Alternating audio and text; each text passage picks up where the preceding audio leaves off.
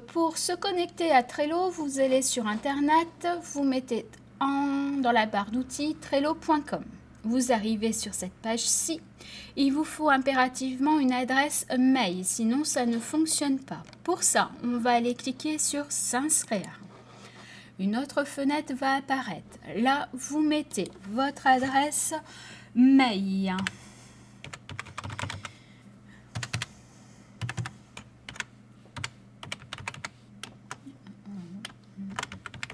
Vous cliquez sur Continuer. Là, il vous demande un nom complet afin de vous identifier sur Trello. Ici, vous n'êtes pas obligé de mettre la petite croix pour être envahi de choses inutiles sur votre mail. Là, il demande, vous faites la même chose, ce qui confirme comme quoi vous n'êtes pas un robot. Et on clique sur Continuer. Là, vous saisissez votre mot de passe que vous devez garder impérativement quelque part afin de vous en souvenir. Alors, si c'est une adresse Gmail, il faut cliquer sur le G. Vous faites suivant. Faites pas la bêtise que madame vient de faire.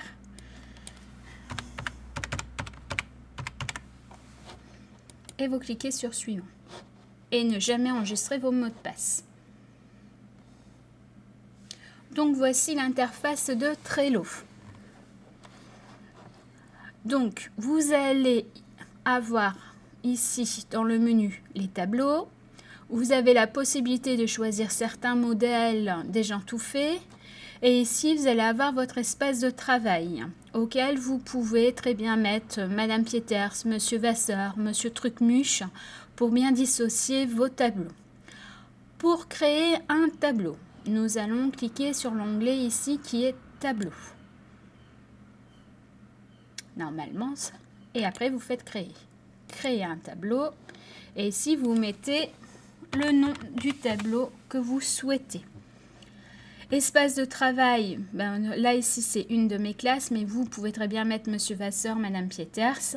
Visibilité du travail, donc là on a plusieurs possibilités. Soit privé, c'est-à-dire que personne ne vous regarde ce qui se passe sur votre espace de travail. Par contre, vous allez cliquer ici, espace de travail, afin que vos professeurs puissent voir tous vos travaux. Vous cliquez ensuite sur Créer. Et là, voici la page avec le modèle. Alors maintenant, pour pouvoir créer des colonnes qui vont s'afficher au fur et à mesure ici, voyez, ici vous avez une fenêtre. Donc là, vous cliquez par exemple présentation et vous ne cliquez pas ici, sinon ça disparaît. Donc on clique et on fait ajouter une liste. Ici, par exemple, travaux de Madame Pieters. Donc, on clique bien sur ajouter une liste et ainsi de suite pour créer en fait vos colonnes. Maintenant, pour rentrer dans cette colonne-ci et que vous avez tous vos travaux dans cette colonne, vous allez devoir cliquer ici sur le plus. Vous mettez par exemple CV. Vous recliquez sur Ajouter. Et là, attention, une autre fenêtre vient de s'ouvrir. C'est pour, par exemple, vous mettez votre lettre de motivation. Vous faites Ajouter une autre carte. Et ainsi de suite pour ajouter des menus dans la colonne. Pour cela, ici, on va revenir sur le CV. Vous voyez ici, il y a un tout petit crayon qui s'affiche. Donc, on clique dessus. Et là, on va aller ouvrir la carte. Et c'est là que vous allez pouvoir mettre tous vos travaux. Vous mettez ici une description, donc CV 2021-2022. Surtout, vous faites enregistrer.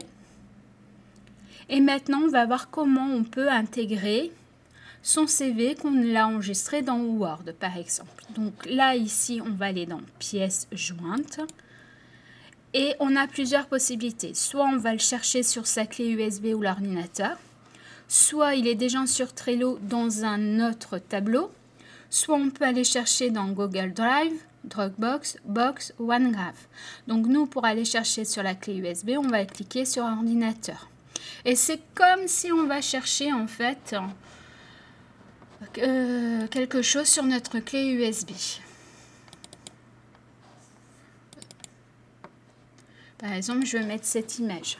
Donc après, je clique et j'ouvre.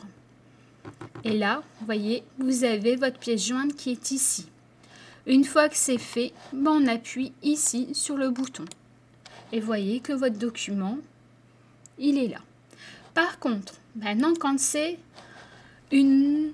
quelque chose qui vient d'Internet, eh ben, on va plutôt faire joindre. Ici, on va mettre l'adresse ici d'Internet et on fait joindre et l'adresse Internet viendra ici. Par exemple, Vocaro, Geniali, Canva, et vous cliquez. Et une fois que c'est fait, vous voyez que tout s'affiche correctement ici. Pour sortir, pour se déconnecter, il faudra cliquer ici et se déconnecter. Par contre, pour inviter vos professeurs pour que nous puissions voir vos travaux, il faudra ici faire inviter et le professeur mettra son adresse ici et vous ferez à envoyer une invitation. Le professeur va recevoir une invitation afin de connaître et se connecter sur votre Trello. On va prendre l'exemple de mon adresse électronique. Si tu veux, Hervé. HER.va@laposte.net. Donc là, c'est .net.